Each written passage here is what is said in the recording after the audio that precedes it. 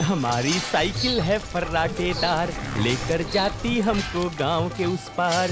ओहो, निकला हूँ मैं करने दूध का व्यापार। मनसुख सुनीता चाची के घर के बाहर साइकिल रोकता है और घंटी बजाता है। काकी, आ जाओ, दूध ले लो। लाओ भाई, आज जरा आधा लीटर दूध ज्यादा दे देना, मेरी बिटिया को खीर खाने का मन है। हाँ हाँ, अभी ले लो, बढ़िया सी खीर बनाकर खिलाना बिटिया को। मनसुख फिर से साइकिल लेकर दूसरे घर दूध देने चला जाता है। अरे मनसुख भाई, ये लो तुम्हारे दूध के पैसे, आज महीना पूरा हो गया ना? हाँ दीदी, लाओ दो, आपका हिसाब एकदम साफ रहता है, आप एकदम समय पर पैसे दे देती हो। अरे मनसुख भैया, तुम गांव में सबसे सस्ता दूध देते हो और रोज समय पर भी आते हो, तो फिर हमारा तो फर्ज बनता है ना कि तुम्हें समय से तुम्हारे पैसे दें। अरे आपका धन्यवाद दीदी। अच्छा, मैं चलता हूँ। हाँ, इस दूध वाले की ज्यादा तारीफ नहीं कर रही थी तुम? अरे तो और क्या, सच ही तो कह रही थी, मैंने कुछ गलत कहा क्या? अरे मनसुख इतना ईमानदार है बेचारा। पहले हम शहर से पैकेट वाला दूध मंगाते थे, वो कितना महंगा पड़ता है, और उसे लेने के लिए आपको इतनी दूर दुकान तक जाना पड़ता था। बेचारा मनसुख तो घर तक दूध दे जाता है और पैसे भी शहर वाले दूध से कम लेता है। और तो और। अरे बस बस भाग्यवान, और ना बताओ, मैं समझ गया कि मनसुख बहुत बेचारा और ईमानदार है। अब मुझे माफ करो और जरा एक कप चाय पिला दो। हाँ हाँ, अभी लाती हूँ। उधर मनसुख अपना सारा काम खत्म करके घर पहुँच जाता है। अरे आप आ गए, आज देरी हो गई। अरे पूछो मत, साइकिल का टायर रास्ते में पंचर हो गया था, उसे ठीक कराने में बहुत देर लग गई। ओहो, तो आप एक मोटर गाड़ी क्यों नहीं खरीद लेते? इस साइकिल पर काहे चलते हैं जब ये इतनी खटारा है तो? ताकि मैं भोला, सीधा और गरीब लग सकूं। क्या क्या मतलब? अरे अगर मैं मोटर गाड़ी से चलने लगा तो गांव वाले सोचेंगे नहीं कि इस गरीब दूध वाले के पास इतना पैसा आखिर आया कहां से? हाँ, कहां से क्या? दूध बेचकर? और कैसे? मनसुख उठकर खड़ा होता है और सीधा अपने तबेले में जाता है, जहां मीना ने जानवरों का ताजा दूध निकाल कर रखा था। लेकिन सबको पता है कि सिर्फ दूध बेचकर कोई मोटर गाड़ी खरीदने के लायक नहीं हो जाता है। मनसुख ताजा दूध निकालकर उसमें अरारोट मिलाने लगता है। अरे रुकिए रुकिए, ये दूध तो हमारे इस्तेमाल का है, इसमें अरारोट क्यों मिला रहे हैं? अरे मूर्ख औरत, कितनी बार तुमसे कहा है कि हमारे इस्तेमाल का दूध अलग रखा करो। यहाँ तबेले में मैं सिर्फ बेचने वाला मिलावटी दूध ही रखता हूँ। जी जी, माफ करिएगा, अभी हटा देती हूँ। गांव वालों की सोच के विपरीत मनसुख राम तो एक बहुत ही लालची और चालाक दूध वाला था।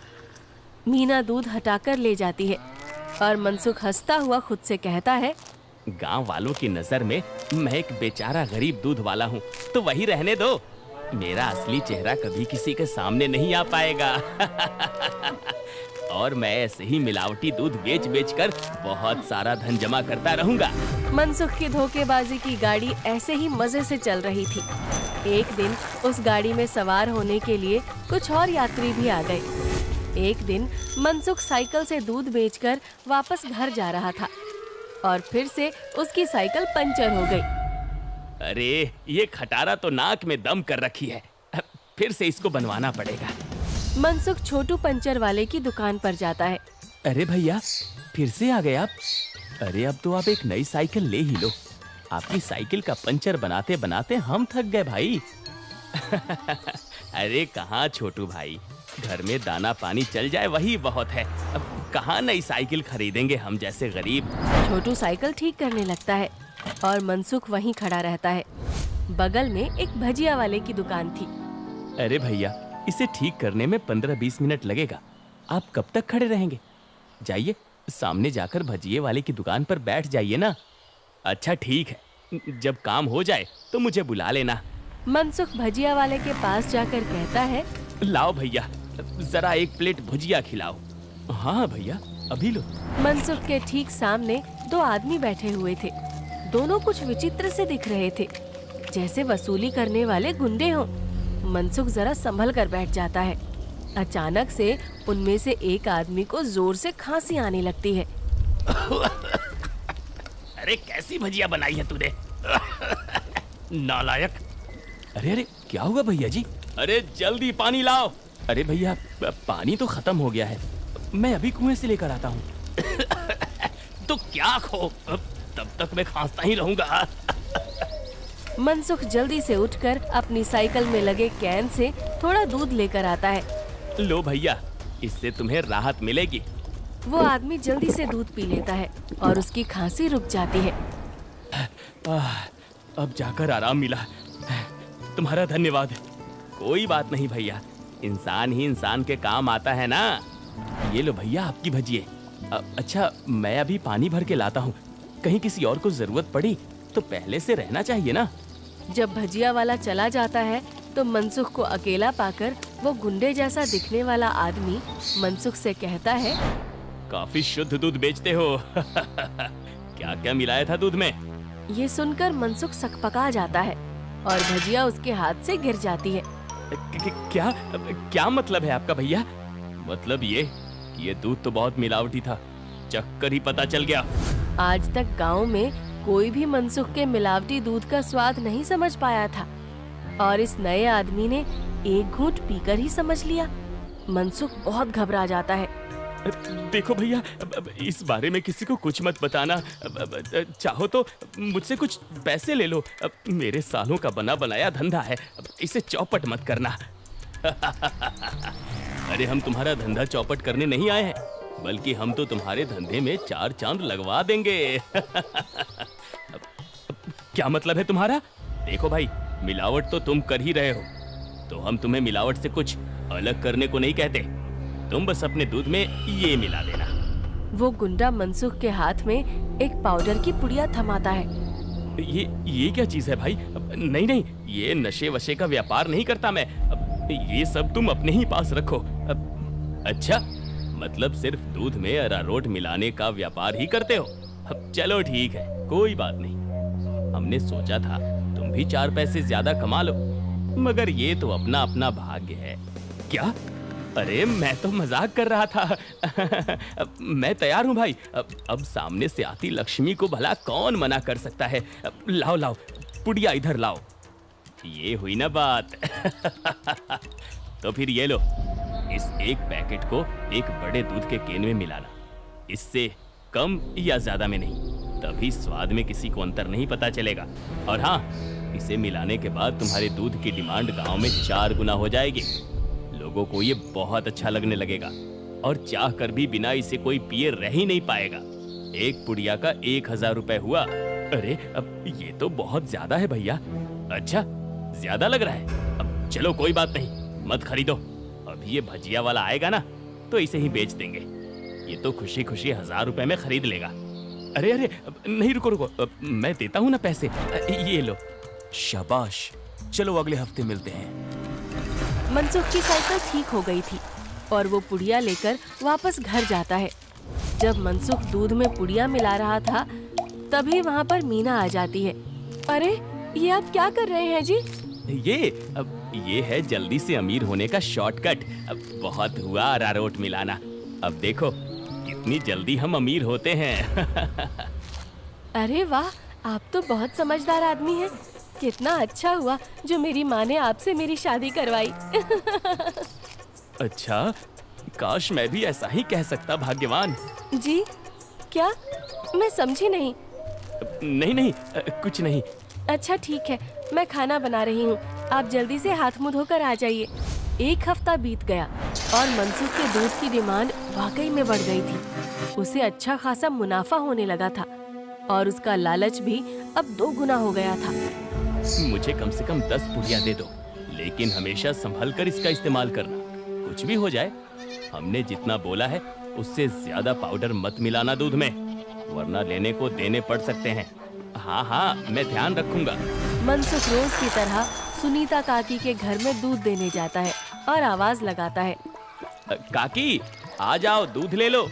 मनसुख के आवाज लगाने पर अंदर से सुनीता काकी की जगह एक जवान लड़का आता है। लाओ भैया, दूध मुझे दे दो। अरे आप कौन है? आपको पहले तो कभी गांव में नहीं देखा। अरे मनसुख, ये मेरा भतीजा है, अपने पिताजी के साथ यहाँ कुछ दिनों के लिए छुट्टी पर आया है। अच्छा, छुट्टी पर? शहर में क्या नौकरी करते हो भैया? पुलिस में हूँ। पुलिस का नाम सुनते ही मनसुख घबरा जाता है और उसके हाथ से बर्तन छूट जाता है। सारा दूध नीचे गिर जाता है। अरे अरे, ये क्या हो गया? ये दूध कैसे गिर गया? वो गलती से हाथ से बर्तन फिसल गया था काकी। कोई बात नहीं, दूसरा दूध दे दो। अरे नहीं, आज तो दूध खत्म हो गया है काकी। मैं कल आता हूँ ना।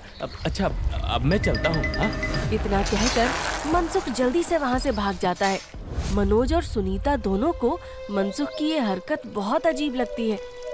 ये इसे क्या हो गया? इसने ऐसा तो पहले कभी नहीं किया।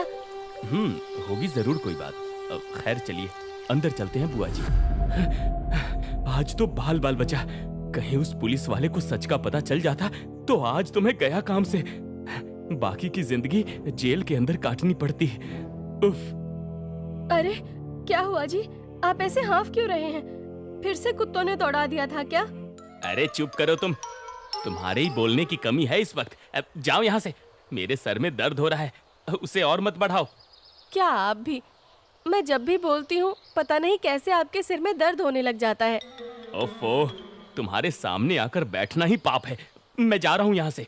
मनसुख गुस्से में घर से बाहर जाने लगता है और तभी वो देखता है कि सामने से मनोज चला आ रहा है। अरे दादा रे, ये वापस यहाँ क्यों आ रहा है? मनसुख जल्दी से वापस घर के अंदर भाग जाता है। देखा, नहीं रह पाए ना मेरे बिना। हाँ।